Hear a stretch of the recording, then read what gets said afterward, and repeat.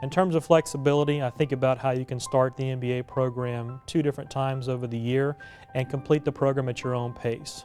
Most of our students take 2 classes per semester and they complete the degree in about 36 months.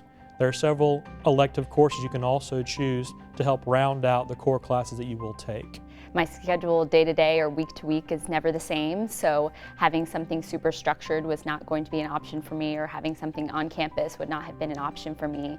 So being able to have the flexibility to watch the lectures and do the assignments and do my homework and study, at my leisure whenever was convenient for me was very key, and Auburn provided the opportunity for me to be able to do that.